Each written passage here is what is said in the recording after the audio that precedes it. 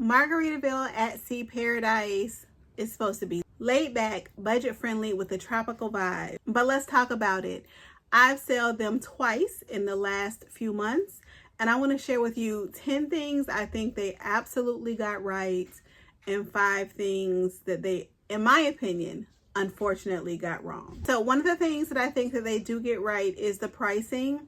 Although I think per day, they are not always the most affordable option. Like when you look at the cost you pay per day to be on that cruise, I don't think they're always the most affordable option, but because they do offer the quick 2 and 3 day getaways, I think that they do hit the mark on affordability. The laid back approach to cruising, I think they absolutely get right. You could look at that on the other hand and call it like a bare bones cruise, but I think it's more of a laid back approach to cruising. The moment you step on board, you feel the island vibes. I think they do a great job with the ship's decor. So I do think they get that right. I do think they get their timing right as far as being able to offer the 2 and 3 day cruising, although I don't necessarily. A 2-day cruise is not my favorite. I feel like I'm just getting on the ship and I'm packing when it's time to pack up again and leave. But not everybody can do a 7-day cruise. Not everybody can do a 5-day cruise. Sometimes you're just trying to get a quick little vacation. And the fact that they offer that, and I am not aware of another cruise line that regularly offers 2-day sailings. I do think that that's a plus. For some people, having that 2-day offering is going to be the difference between being able to cruise and not being able to cruise. The free cruise offers, I think they are getting this right. Not only do they have the Heroes program for military teachers and first responders, they also do the free cruise certificates for completing a survey. They also do like the comeback or bounce back offers. That I got one of those where they just slid a free cruise certificate under my door and I was able to take advantage of that. Although it is not completely free because you do have to pay some taxes and fees, the cruise fare is free. I do think they get that right, because what? You can't beat free, right? Number 5, their crew, in my opinion, is the friendliest crew that I've ever encountered at sea. The crew that is on the ship with you is amazing, from your room steward to the wait staff to the guest services to Anna Banana, who is their ambassador. Hands down the best crew I've encountered at sea. So that's definitely something they get right. The entertainment on Margaritaville at sea, I think, is amazing, wonderful. I have enjoyed all of my time on Margaritaville at sea. I have been thoroughly entertained. Licensed to Chill Trio. They've been on there both times I sailed with them. I don't know if they're always on there, but they are a band that is fantastic. The theater shows are great. I do think they get entertainment right. Number 7 is going to be a very smooth embarkation and debarkation. Both times I've sailed, getting on and off the ship has been easy breezy. Both times I did have some sort of package that allowed me to express embarkation, debarkation, and so I don't know about the regular. I don't know what it would be like to sail them without that express, but for me, having that express embarkation, debarkation, or disembarkation has been wonderful. So smooth, super easy breezy. I think they get that right. Number 8 is their drink packages. I like the way they do them. You get a discount per drink when you purchase, I think, 5 or 10 drinks, and you are able to share them with the person in your room. It's not like an unlimited drink package, but it's also not as expensive as an unlimited drink package. I am not a huge drinker, but I think they get the drink packages right. I think they get that right. Number 9, I think the relaxed atmosphere of Margaritaville at Sea Paradise is amazing. You don't feel rushed to go from here to here to here to here all over the ship. It is very relaxed. I very much enjoy the relaxed atmosphere of Margaritaville at Sea Paradise. The Port of Palm Beach. This is going to be number 10. The Port of Palm Beach is a very small cruise port. And so it makes parking easy, getting in and out easy, getting on the ship and getting off the ship easy. I think that's something that they absolutely do right. I love the small port, no crowds, easy parking, fast boarding. Definitely that's something that they get right. All right, now let's talk about what they, in my opinion, are not getting quite right. Okay, my opinion. Okay, all right, you don't have to agree, but I'm expressing my opinion because y'all, Margaritaville people, y'all go hard for Margaritaville at Sea Paradise. So one of the things I don't like is I do feel they have limited dining options. Now, I do hear that they are adding a sushi restaurant, which I'm not a sushi eater, but I think that would help a lot, just to give it more variety.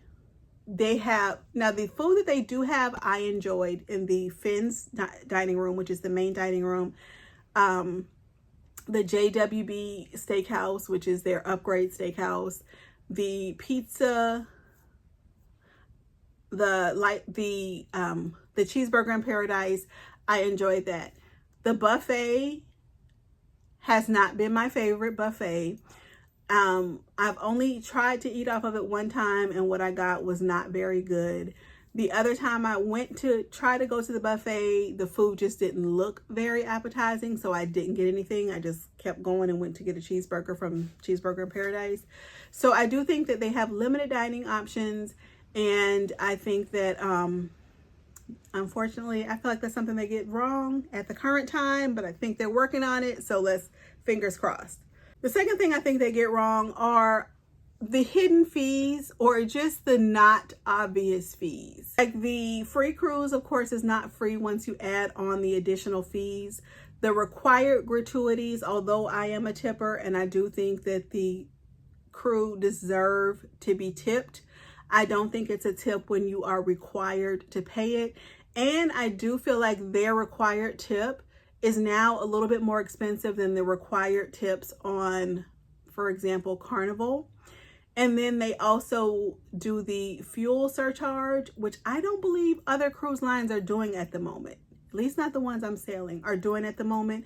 I remember several years ago, Carnival was doing a fuel surcharge, but I haven't seen that anywhere else in forever. I also don't think they have the fuel surcharge on the Margaritaville at Sea Islander. I think it's just Paradise.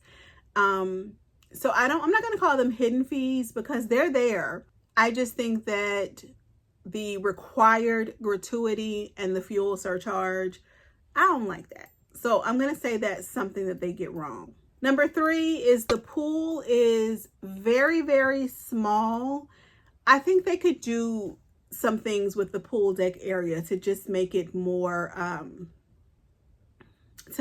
appealing. Like I cruise with my grandsons a few times a year. Although I enjoy Margaritaville at Sea Paradise, I don't know that they would, because they do enjoy slides and pools and all that kind of stuff. And I think that their pool area leaves something to be desired. Number 4 is their customer service, not on the ship. Every encounter I've had with anyone who works on the ship has been amazing, top tier. The customer service, as far as calling in prior to sailing to do things, those customer service encounters have not been the greatest. So I think that's something that they could do better with. And I'm going to say I think it's something that they get wrong. The fifth thing that I think they get wrong is the ship is older. There's nothing they can do about that. And for the most part, I think they've done a great job on the ship. There is one area of the ship that I feel like needs desperate work, and that is the Euphoria Lounge. On one of my last videos, I did talk about this. I think they've gotten that wrong. And I joked the last time saying maybe they're fixing the ship up one room at a time and they just haven't gotten to the Euphoria Lounge yet.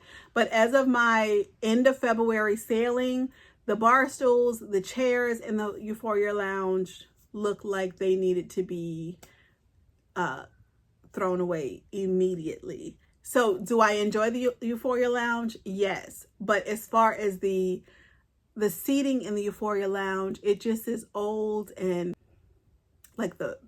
peeling. The Euphoria Lounge needs an upgrade. It needs to be updated. it needs some of the beautiful seating that you see everywhere else on the ship. So I think that's something that they've gotten wrong. Is Margaritaville at Sea worth it? If you know what to expect going in and you're looking for kind of a no frills cruise, absolutely. I love it. If you are expecting luxury, this ain't it. Will I be going back on Margaritaville at Sea Paradise? Of course. It is becoming one of my favorite cruises to take. I didn't expect this, you all. I really didn't. I enjoy it quite a bit. I enjoy the crew. I enjoy how laid back it is. I like the smaller ship. I like the quick hop over to Freeport. I do enjoy it. I do think there are some things they can work on, but here's the thing. I feel like they are. I feel like every few months I'm hearing of improvements with this cruise ship, with the cruise line in general and this cruise ship in particular. So I think they are hearing what we have to say and they are working to make those improvements. So let me know, have you sailed Margaritaville at Sea Paradise? What was your experience? And if you found this video helpful, please make sure to like, leave a comment, subscribe, all those things. I do have an entire Margaritaville at Sea playlist and I will link that below. I'll see you all on the next video and hopefully one day at sea. Bye-bye.